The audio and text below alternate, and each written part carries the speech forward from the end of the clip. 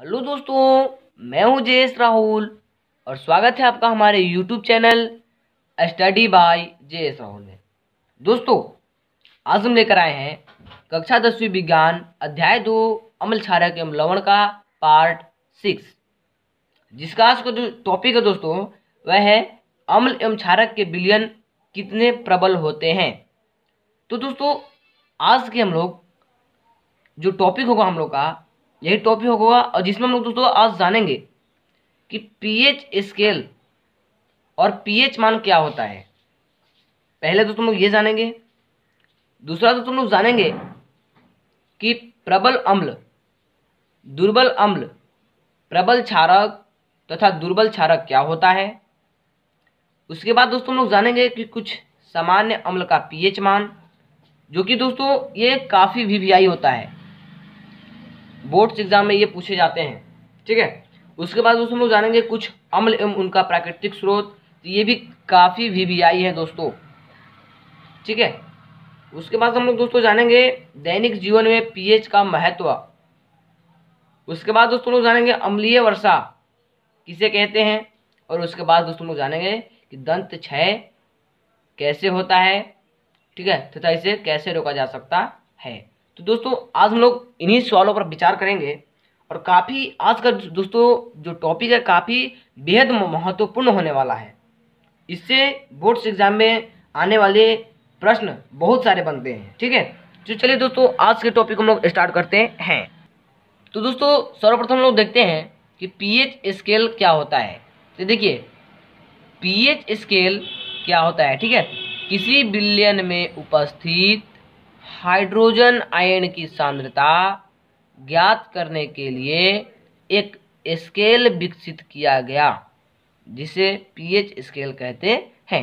देखिए दोस्तों क्या है कि किसी विलयन में, मान लीजिए कोई विलयन है, तो उसमें उपस्थित हाइड्रोजन आयन की सांद्रता, यानी कि उसमें यह ज्ञात करना कि वह कितना अम्लीय है या कितना क्षारकीय है।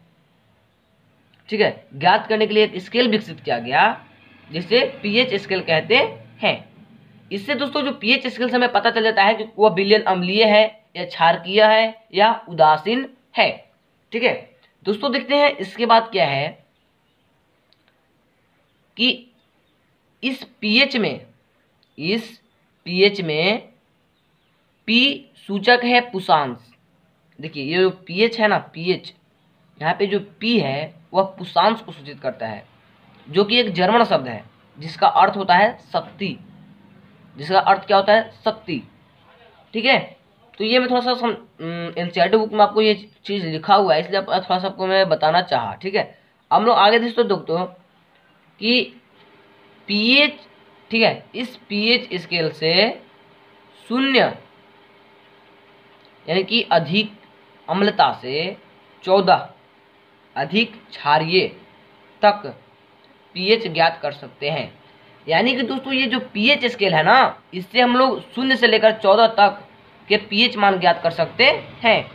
ये चीज़ दोस्तों अभी आपको समझ में नहीं आ रही होगी ये बात कि ये क्या कह रहा है 0 से 14 तक।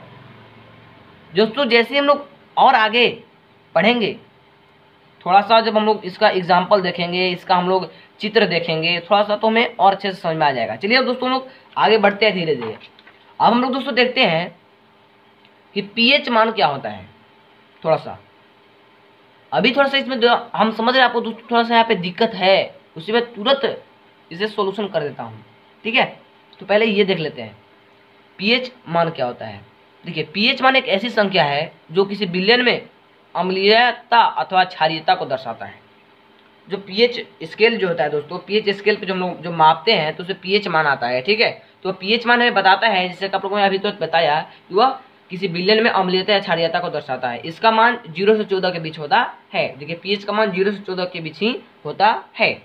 अब दोस्तों यहाँ पे देखिए क्या है कि किसी विलयन का पीएच मान, अब जो है दोस्तों कॉन्सेप्ट समझने वाला कॉन्सेप्ट है, वो क्या है दोस्तों? देखिए कि किसी विलयन का पीएच मान 7 से कम है।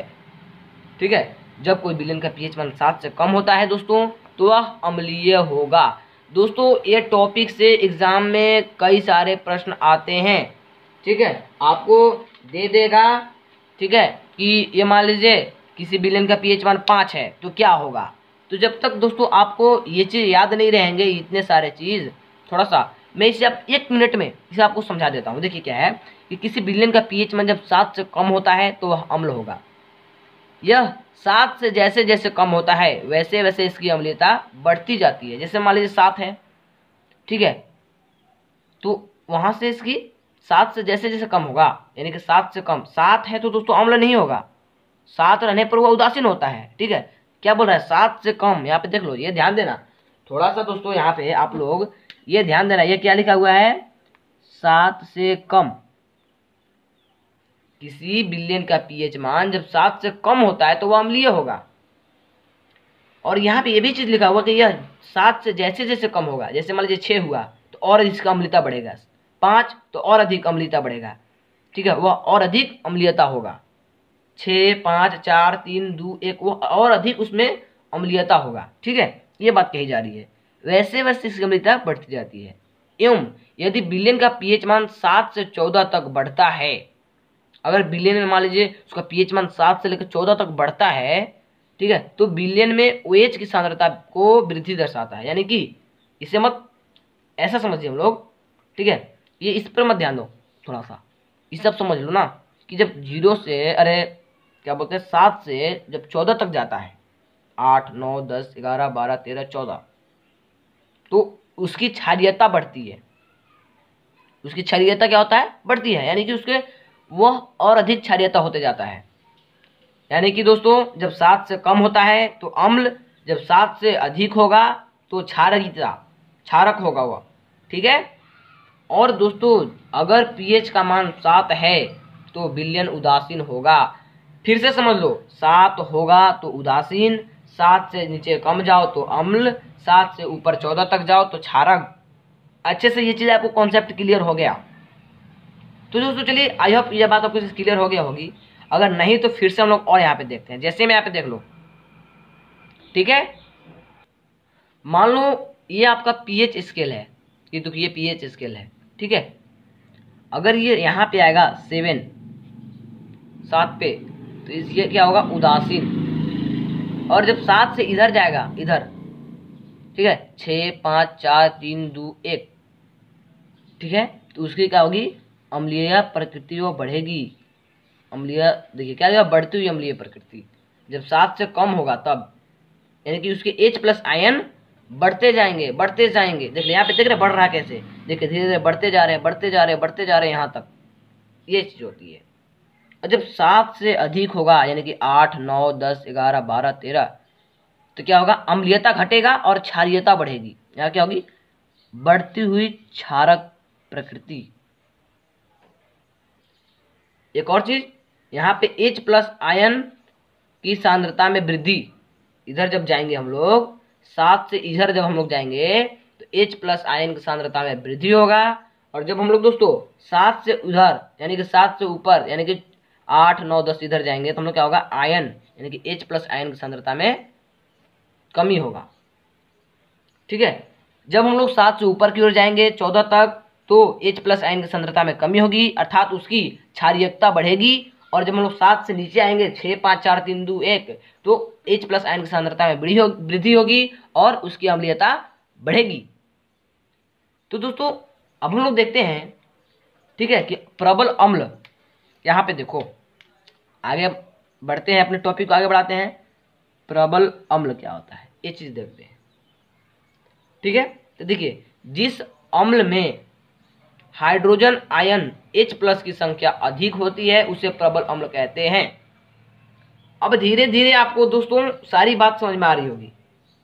ठीक है, जैसे में अगर कोई जिसका H प्लस आयन, यानी कि यहाँ वाला, अगर इधर कोई अगर है किसी विलेन का पीएच मान, जैसे जैसे इधर आएंगे हम लोग उसकी अम्लीयता बढ़ती जाएगी। आपको ये बात बोला ना, जैसे यहाँ से इधर आएंगे हम लोग उसकी अम्लीयता बढ़ती जाएगी। उसी प्रकार जिस अम्ल में हाइड्रोजन आयन H प्लस की संख्या अधिक होती है उसे प्रबल अम्ल कहते हैं। इसे चीज आप अच्छे से समझ लो, फिर से समझ लो कि जिस अम्ल में, जैसे में देखो यहाँ पे HCl, H2SO4, ये दोनों प्रबल अम्ल कहलाते हैं। यानी कि यहाँ के जितने भी इधर सारे ये होंगे इधर, ये प्रबल अम्ल है। और इधर देखिए H प्लस आयन इधर अधिक है, इधर देखिए इधर कम है। तो ये क्या होगा इधर, ये पॉइंट्स इधर जो होंगे इधर, ये धीरे धीरे दुर्बल होंगे। यहाँ तक ये और दुर्बल, ये तो और दुर्बल होगा। और धीरे धीरे जैसे इधर हम लोग आगे बढ़ते हुए प्रबल प्रबल प्रबल होते जाएगा। यानी कि इसके अपेक्षा यहाँ पे क्या है, दुर्बल, और ये प्रबल। ठीक है, ये चीज होता है। देखिए दुर्बल क्या होता है, हम लोग ये देखते हैं दुर्बल अम्ल क्या होता है। तो जिस अम्ल में हाइड्रोजन आयन की संख्या कम होती है उसे दुर्बल अम्ल कहते हैं। समझ में आई बात? जैसे एग्जाम्पल देख लो, CH3COH H2CO3। समझ में आ रही है बात आपको अच्छे से? ये चीज क्लियर होगा, धीरे धीरे सब क्लियर होगा। अब हम लोग दोस्तों एक बार और अच्छे से समझ ले रहे हैं कि देखिए H प्लस आयन की सांद्रता में जब वृद्धि होगा तो क्या होगा, वो प्रबल अम्ल की ओर हम लोग बढ़ेंगे। जैसे में H प्लस आयन ये है, इसकी सांद्रता क्या है, देखिए यहाँ पे अधिक है, तो यहाँ पे प्रबल अम्ल और यहाँ पर ये दुर्बल अम्ल। ठीक है, इसी प्रकार देखिए प्रबल क्षारक क्या कब होता है, यहाँ पे देखिए, देखो जिस क्षारक में हाइड्रोक्साइड आयन यानी कि OH माइनस की संख्या अधिक होती है उसे प्रबल क्षारक कहते हैं। तो OH माइनस की अधिक कब होगा, जब आप यहाँ पे जाइएगा, इधर यहाँ देखो, यहाँ इधर, वो अधिक क्षारक होगा। समझ में आई बात? तो दोस्तों इसी प्रकार, ठीक है, जिस क्षारक में हाइड्रोक्साइड यानी OH आयन की संख्या अधिक होती है उसे प्रबल क्षारक कहते हैं। यानी कि जिस देखिए इधर क्या है, इसकी सांद्रता बढ़ेगी इधर 14 तक, मैं जो इसका मान लीजिए pH मान 14 है तो वो क्या होगा, प्रबल क्षारक। इसी प्रकार जिस अम्ल का pH मान लीजिए 1 होगा वह अधिक प्रबल होगा, यानी कि उसे प्रबल अम्ल कहेंगे। जिसका मान लीजिए 6 होगा तो वो क्या होगा, वो क्या बोलते हैं कि दुर्बल होगा। जिसमें 6.5 होगा तो भी दुर्बल होगा। ये चीज़ है। अब हम लोग दोस्तों देखते हैं, ठीक है, कि दुर्बल क्षारक क्या होता है। अभी हम लोग प्रबल क्षारक जाने, दुर्बल क्षारक उसी प्रकार दोस्तों, जस्ट जिस क्षारक में हाइड्रोक्साइड आयन की संख्या कम होती है उसे दुर्बल क्षारक कहते हैं। काफ़ी आसान है। जैसे में एग्जाम्पल तुम लोग ये देख लो, कभी कभी इसे ना थोड़ा सा ये ध्यान रखना, ये कभी कभी पूछ ली जाते हैं। ठीक है, तो काफ़ी आसानी से आपको बात समझ में आ गई होगी भाई। जिस क्षारक में हाइड्रोक्साइड संख्या में की कम होती है उसे दुर्बल, जिसमें हाइड्रोक्साइड संख्या की अधिक होगा वह प्रबल। उसी प्रकार जिस अम्ल में H प्लस आयन अधिक होगा वह क्या होगा, प्रबल, और जिसमें H प्लस आयन कम होगा अर्थात वह दुर्बल। ये चीज़ है। ठीक है, अब हम लोग दोस्तों जानेंगे कि कुछ सामान्य विलयन का pH मान। दोस्तों काफ़ी यह इम्पोर्टेंट टॉपिक है, समझो इसे। ठीक है, कई बार ये कॉम्पिटेटिव एग्जाम में भी पूछे जाते हैं और आपसे भी कई बार पूछे जा सकता है। जैसे में यहाँ पे देख सकते हो, पदार्थ उसका pH मान है, फिर यहाँ पे पदार्थ उसका pH मान और पदार्थ pH मान है। ठीक है, देखिए रक्त का pH मान जो होता है दोस्तों 7.4 होता है। इसे आप तो लोग थोड़ा सा ये याद कर लेना। ठीक है, कई बार 1 नंबर का क्वेश्चन ये पूछे जाते हैं, रक्त का pH मान कितना होता है 1.4। रक्त का pH मान कितना होता है 1.4। शुद्ध जल का pH मान होता है 7। जठर रस का pH मान होता है 1.2। ठीक है, सिरका का pH मान होता है 3। दूध का pH मान होता है 6.5। अम्ल वर्षा का होता है 5.6। मिल्क ऑफ मैग्नीशिया का होता है 10। नींबू का रस का pH मान होता है 2.4 और 2.5 के बीच होता है। ठीक है, और टमाटर का रस क्या होता है 4.1। तो दोस्तों थोड़ा सा आप लोग यहाँ पे बताइएगा कि रक्त क्या होगा, अम्लीय होगा या क्षारकीय? चलिए बताइए। तो दोस्तों रक्त क्या होगा, क्षारकीय, क्योंकि इसका pH मान 7.4 है, यानी कि 7 से अधिक है। जब 7 से अधिक होता है तो क्या होता है, क्षारक। चलो दोस्तों, जल का pH मान 7 है, शुद्ध जल का, ये क्या होगा, अम्ल या क्षारक? बोलो, अम्ल या क्षारक दोनों में से कोई नहीं होगा, ये उदासीन होगा, क्योंकि इसका pH मान 7 है। ठीक है, इसी प्रकार जठर रस का बताना क्या होगा, अम्लीय या क्षारकीय? तो ये क्या होगा, अम्लीय, क्योंकि इसका, और देखिए ये अधिक होगा, देखना ना, प्रबल होगा, क्योंकि देखिए 1.2 है, ये प्रबल होगा। उसी प्रकार सिरका बताओ 3 है तो ये अम्ल। दूध 6.5, ये दुर्बल अम्ल है। क्या है, दुर्बल अम्ल 6.5 है। ठीक है, अम्लीय वर्षा 5.6, क्या होगा, इसका तो नाम ही अम्ल वर्षा, तो अम्लीय वर्षा ये 5.6, ये भी अम्ल होगा। ठीक है, मिल्क और मैग्नीशिया बताओ, चलो ये क्षारकीय क्योंकि इसका 10 है, 7 से अधिक है।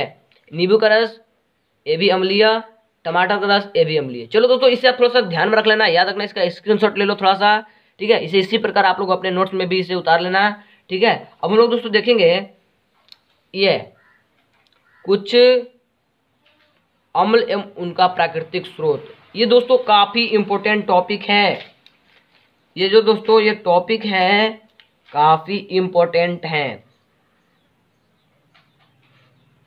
काफी इंपॉर्टेंट है। देखिए वीवीआई फॉर बोर्ड एग्जाम, यहाँ पे आप देख सकते हैं,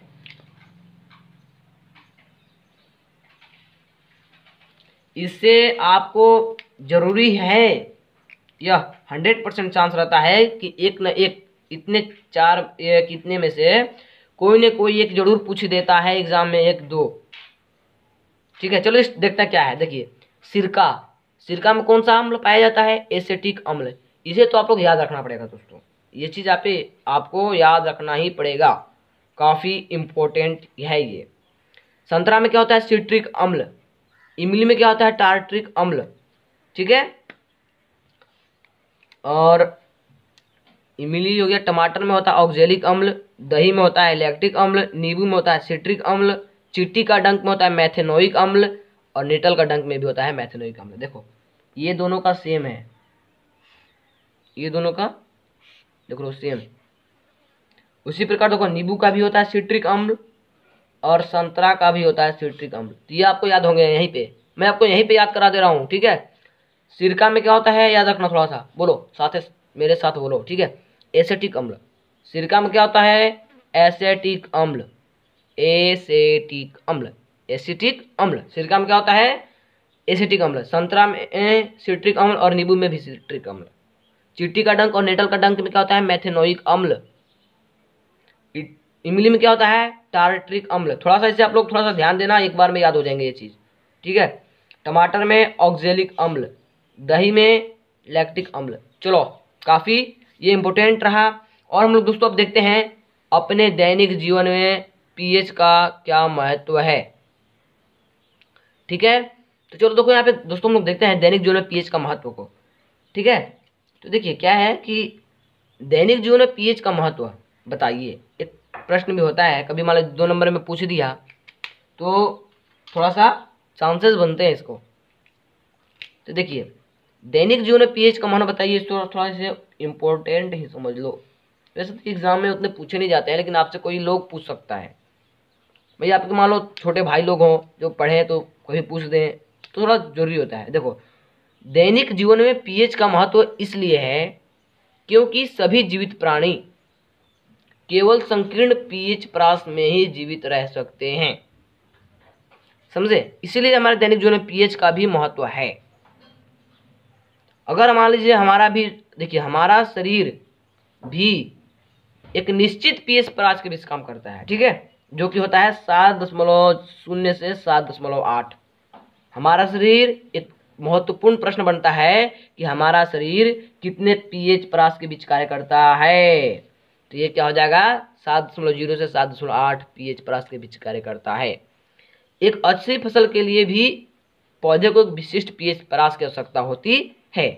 तो दोस्तों यहाँ पे यही मेरा इंपॉर्टेंट क्वेश्चन बनता है, हमारा शरीर कितने पीएच प्राश के बीच कार्य करता है। तो ये दोस्तों मैं इसे अपने से तैयार किया हूँ, ठीक है। दैनिक जीवन में पीएच का महत्व इसलिए है क्योंकि सभी जीवित प्राणी केवल संकीर्ण पीएच प्राश में ही जीवित रह सकते हैं। हमारा शरीर भी 7.0 से लेकर 7 पीएच प्राश के बीच ही कार्य करता है। एक अच्छी फसल के लिए भी पौधों की विशिष्ट पीएच प्राश की आवश्यकता होती है। चलिए दोस्तों हम लोग नेक्स्ट टॉपिक देखते हैं। चलो दोस्तों यहाँ पे देखो क्या है नेक्स्ट टॉपिक, ठीक है, कि अम्लीय वर्षा क्या होता है। थोड़ा सा देखो ये भी इम्पोर्टेंट है, ध्यान देना, ठीक है। अम्लीय वर्षा क्या होता है, चलो देखते हैं। वर्षा के जल का पीएच मान जब 5.6 से कम हो जाता है तो वह अम्लीय वर्षा कहलाती है। ध्यान देना, वर्षा के जल का पीएच मान जब 5.6 से कम हो जाती है तो वह अम्लीय वर्षा कहलाती है। समझ में आई बात? देखो इसे आप लोग स्क्रीनशॉट ले लो, लिख लो, बस इसे 5.6 याद रखो, बस ये याद रखो, बाकी ये सब तो अपने याद हो जाएंगे। जब वर्षा का जल का पीएच मान 5.6 से कम हो जाता है अम्लीय वर्षा कहलाता है वो। अब हम लोग नेक्स्ट क्वेश्चन है दोस्तों कि दंत क्षय कैसे होता है। ठीक है, इसे कैसे रोका जा सकता है। ये सब दोस्तों आपके एनसीईआरटी बुक का ये ही सवाल है। ठीक है, तो हम लोग देखते हैं कि दंत क्षय कैसे होता है। देखिए, मुंह का पीएच मान, जो हम लोग का मुंह का पीएच मान है दोस्तों, 5.5 से कम होने पर दांतों का क्षय प्रारंभ हो जाता है। ये चीज ध्यान रखना, जब हमारे मुंह का पीएच मान 5.5 से, कितना, 5.5, ठीक है, जब कम होने लगता है ना, तो मुंह का में उपस्थित जो बैक्टीरिया होता है, ठीक है, ये देखिए यहाँ पे ध्यान देना थोड़ा सा, मुंह में उपस्थित जो बैक्टीरिया होता है भोजन के पश्चात मुंह में अवशिष्ट शर्करा एवं खाद्य पदार्थों का निम्नीकरण करके अम्ल उत्पन्न करते हैं। देखिए, दंत क्षय कैसे होता है, यानी थोड़ा ध्यान देना। हम लोग मान लीजिए खाना वाना खाएं, ठीक है, खाना खाएं, हम लोग भोजन किए और अच्छे से कभी हम लोग ब्रश नहीं करते हैं, तो क्या होता है, जो मुंह में उपस्थित जो बैक्टीरिया होता है ना, भोजन के पश्चात क्या होता है कि मुंह में अवशिष्ट जो शर्करा एवं खाद्य पदार्थों का निम्नीकरण करके अम्ल उत्पन्न करता है। ठीक है, तो उसी के चलते क्या होता है, मेरा जो दांत का होता है अम्लीयता बढ़ने लगती है, यानी कि 5.5 से जब कम होने लगती है तो क्षय प्रारंभ हो जाता है। इसीलिए दोस्तों हमारा जो दांत होता है, कभी कभी ना देखते होंगे किसी लोग का जो गर्म ठंडा पानी लगने लगता है। ठीक है, अब देखना, भोजन के पश्चात इसे हम लोग कैसे रोका जा सकता है, ये थोड़ा ध्यान देना। भोजन के पश्चात, ठीक है, मुंह साफ करने से इससे बचाव किया जा सकता है। भोजन के पश्चात आप क्या कीजिए, अपने मुंह को अच्छे से ब्रश कर लीजिए।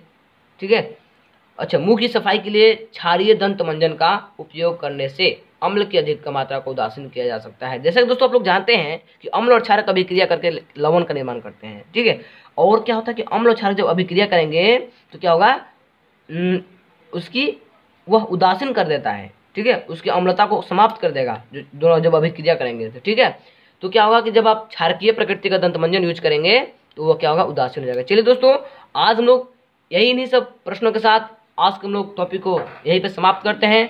थैंक्स फॉर वॉचिंग दोस्तों। जय हिंद, वंदे मातरम।